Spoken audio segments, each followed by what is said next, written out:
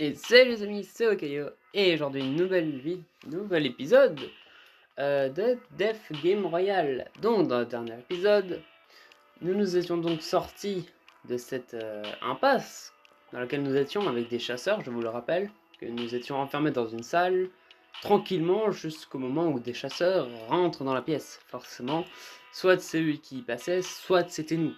Bon, forcément, on préférait que c'était eux. Du coup, ni une ni deux, tout le monde se jette dessus, la bataille se fait tranquillement, et on finit par gagner sans aucune blessure. Personne n'a été blessé, et c'est tant mieux.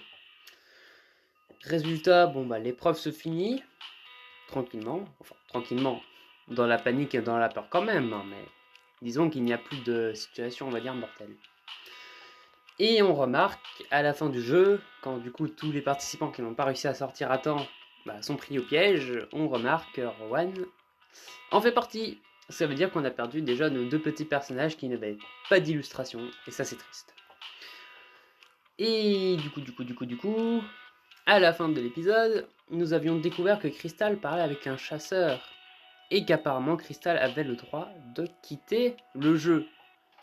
Donc, il va être probablement temps de découvrir pourquoi est-ce qu'elle a cet avantage, pourquoi est-ce qu'elle a cette chance de quitter ce jeu malsain, et va-t-elle vraiment partir en nous laissant ici? Ça, c'est la question à laquelle nous allons peut-être répondre aujourd'hui. Je me réveille le jour suivant avec un mal de crâne terrible. Super, il manquait plus que ça.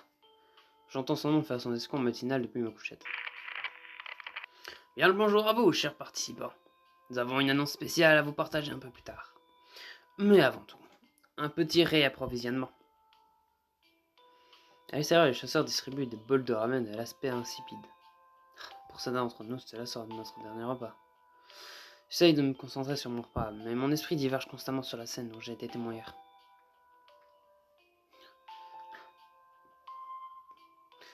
Pourquoi suis-je autorisé à quitter le jeu? L'enquête sur votre affaire a bien avancé. Les accusations portées contre vous se sont avérées être erronées. Donc, je suis vraiment libre de partir? Vous avez jusqu'à demain pour décider.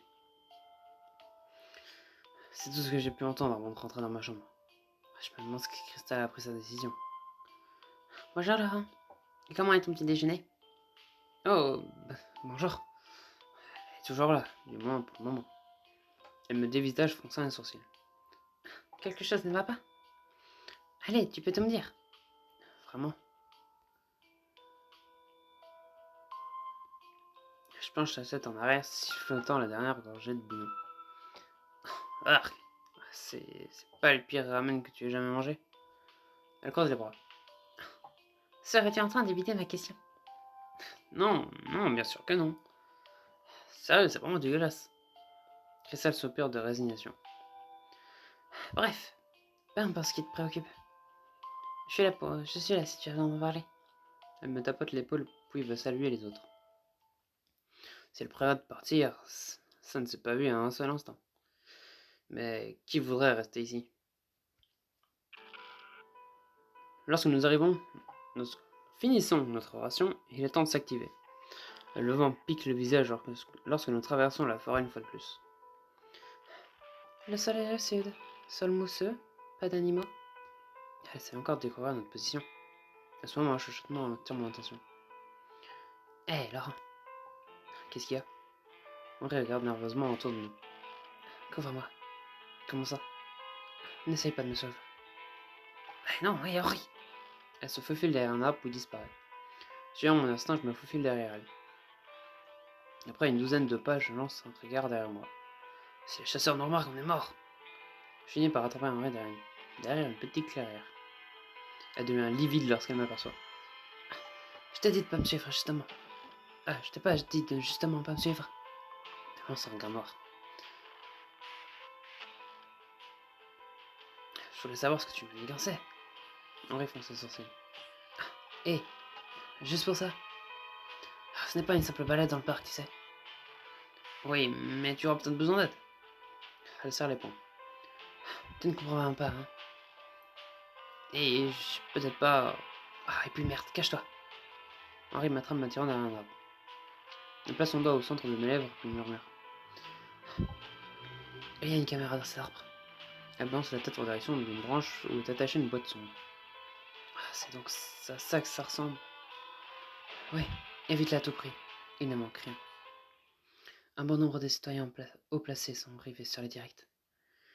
Nous ne sommes que des pantins pour eux, et cela doit cesser. À ce moment, nous entendons le son d'ailes battantes. Un pigeon solitaire vient se poser près d'Henri. Atto, tu as réussi. Tu m'as tellement manqué. Viens ici, mon ami. Atto, tu es un pigeon de compagnie? Henri s'agenouille dans l'herbe, tenant le pigeon avec tendresse. Puis je remarque un petit cylindre métallique attaché à sa patte. Henri l'ouvre, prenant entre ses doigts un petit papier. Lorsque le sommelier s'élève se raidisse avec un froncement de sourcil. Pas encore, hein. Allez, Henri, tu vas m'expliquer? D'où sort cet oiseau? Qu'est-ce qui est écrit sur le papier? Au moment où elle se retourne dans ma direction, quelqu'un nous interpelle. Montrez-vous, je sais que vous êtes là. Nous répond un chasseur avancé au travers les arbres. Vite, trouve une solution alors. Henri se dépêche de passer les bras autour de moi. Attends, qu'est-ce que tu fais? Laisse-toi faire. Fais-moi confiance. Le chasseur a le surprendre de nous repérer. Mais je reste sous le choc déconcerté par ce qu'elle fait. C'est quoi, un câlin d'adieu? Ou est-ce que c'est son plan? Tout en secouant la tête, je me libère de son emprise. Allez, Laurent, c'est une question de bien de mort. Exactement, on devrait se barrer d'ici. Elle grince des dents lorsque le chasseur se fait plus proche. Comme tu veux. Sans prendre un instant, elle me pousse dans le sous-bois. Nous restons accroupis en espérant ne pas se faire repérer. Il se passe une longue minute de tension avec le chasseur dans son œil. Puis nous retrouvons notre chemin au travers de la forêt. Lorsque nous rejoignons le groupe, je remarque le pigeon volant au-dessus de notre lutte. Maintenant quand il a reçu le message, il va sûrement rentrer chez lui. Peu importe ce qu'elle manigance. J'espère qu'elle sait ce qu'elle fait. Il ne faut pas longtemps pour arriver à destination. Un vieil entrepôt abandonné. Cet endroit me fait froid dans le dos. Moi aussi. Et toi, Danny? Son léger hochement de tête en dit long. À ce moment, les haut-parleurs prennent vie. Chers participants, bienvenue à la 3e veillée. Ce matin, je vous ai promis une annonce spéciale. Et la voilà. Une porte coulisse vers la droite révélant 4 personnages. 2 d'entre eux me sont complètement inconnus, mais les 2 autres... Non, impossible. C'était Walter. Nous restons immobiles à la vue de nos anciens collègues. Et rapidement, des murmures de contestation font éruption dans la foule. C'est exact, nous achantons une équipe supplémentaire. Ils porteront le nom de l'équipe point d'interrogation. Évidemment, tout comme vous, ils sont sans aucun doute coupables. Je suis certain que vous les accueillerez comme il se doit. Malgré la situation, Seth agit comme s'il était le maître des lieux. Lorsque nos regards se croisent, il m'envoie un sourire démoniaque. Ah bon, il faut croire que nous travaillerons de nouveau ensemble. Je brûle de rage, mais c'est Christelle qui a réagi la première. Travailler ensemble? Tu nous as piégés, sale. Piégés? Voyons, je ne ferai jamais ça. Nous étions tous dans le même bateau. Vous ne comprenez pas? Walter et moi venons de parier sur la négociation de notre peine. Laisse-moi hors de ça. Laisse-moi hors de tout ça, Walter. Seth. Je m'en lave les mains. Oh, arrête de faire la victime. Ça me donne la nausée. Une autre annonce avant de commencer. J'ai le plaisir de vous annoncer que, malgré le fait de s'être vu offrir la liberté, la participante Crystal Yamazaki a pris la décision de rester parmi nous. Et va tenter d'arriver au bout de cette veillée, tout comme il était prévu au début. Le reste de l'équipe se retourne vers Crystal en état de choc. Tu as fait quoi? Je savais qu'il y avait quelque chose de louche. Des commentaires éclatent dans la foule également. Mais pourquoi, Crystal? Crystal reste silencieuse, évitant tout contact oculaire.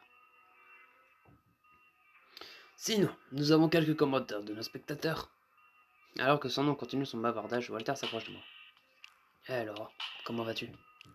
Comment je vais? Qu'est-ce que tu crois? Tu sais ce qu'on dit. Tu commets un crime, tu dois en payer le prix. Il m'envoie un clin d'œil et je sens la colère monter.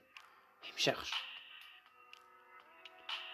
Réunissant toutes mes forces pour garder le contrôle, je finis par prendre une profonde inspiration. Allez alors, il n'en vaut pas la peine. Donc c'est vrai. Vous nous avez piégés, Crystal et moi.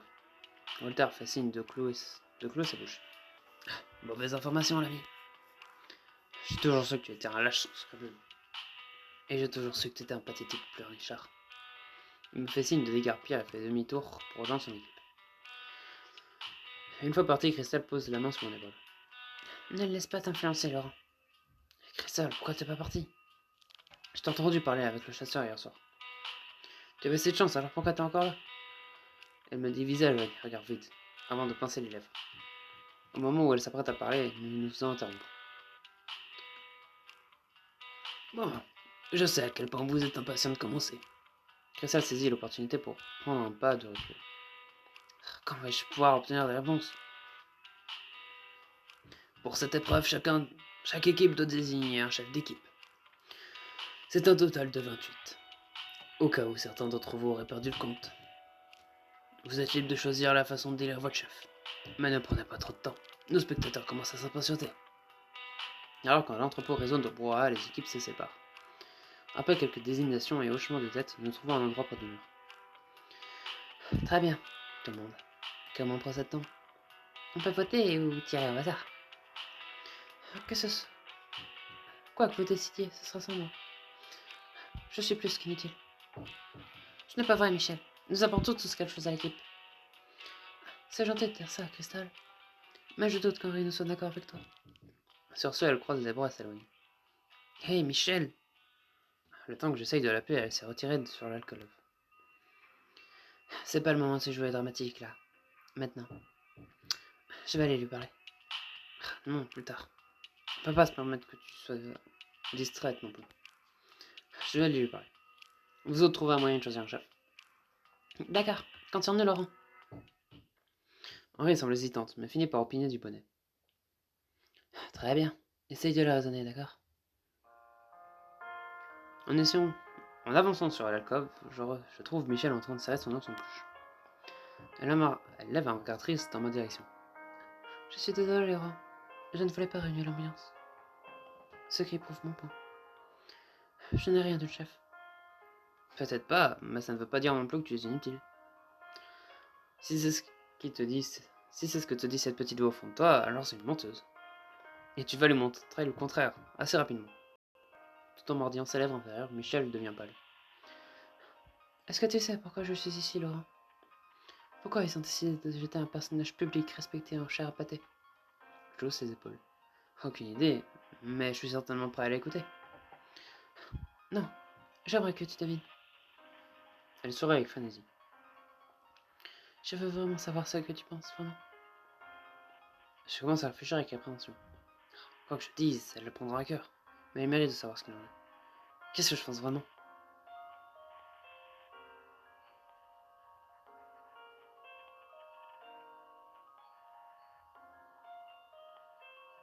Je pense que tu t'es fait piéger, tout comme moi et comme Crystal et moi.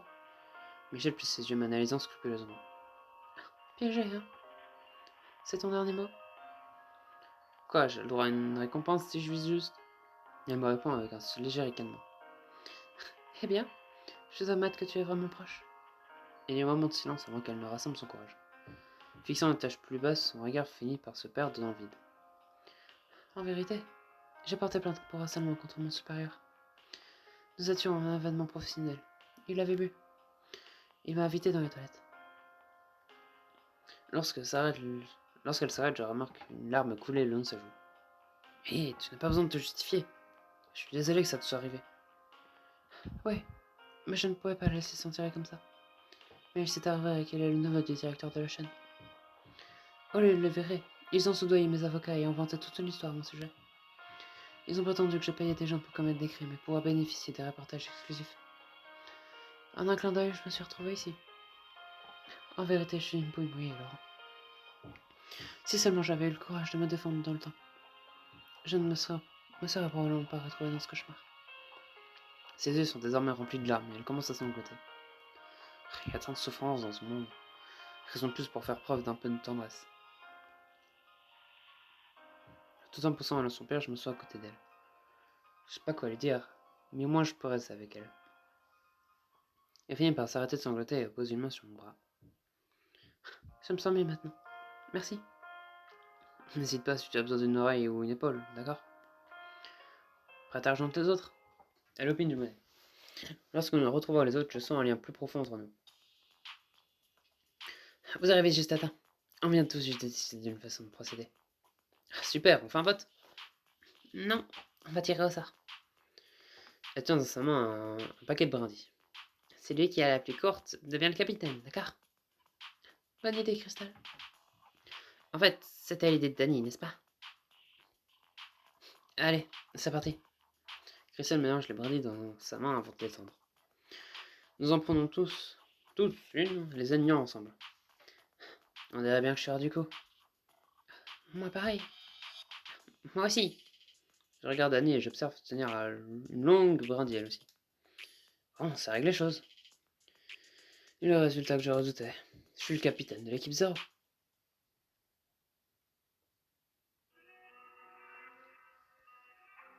Poum poum poum poum. Et voilà, bon bah du coup nous sommes capitaines, ça paraissait évident, hein, de toute façon.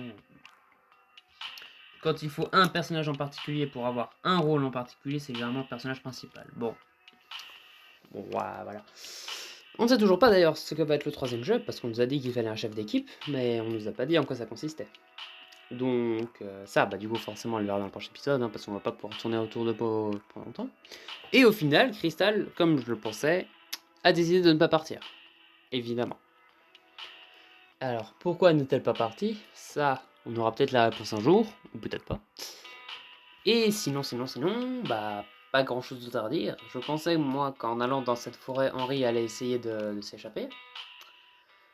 Enfin, s'échapper, non, elle prévoit de s'échapper, je suppose, grâce à ce petit pigeon qui s'appelle Atto. Magnifique nom pour un pigeon. Mais bon, on verra ce qui nous réserve, non, ce que nous réserve l'avenir. C'est mieux comme ça. Dans le prochain épisode. En tout cas, j'espère que celui-ci vous aura plu. Si jamais c'est le cas, n'hésitez pas à vous abonner, à lâcher un like. C'est de Caillou. Allez, salut!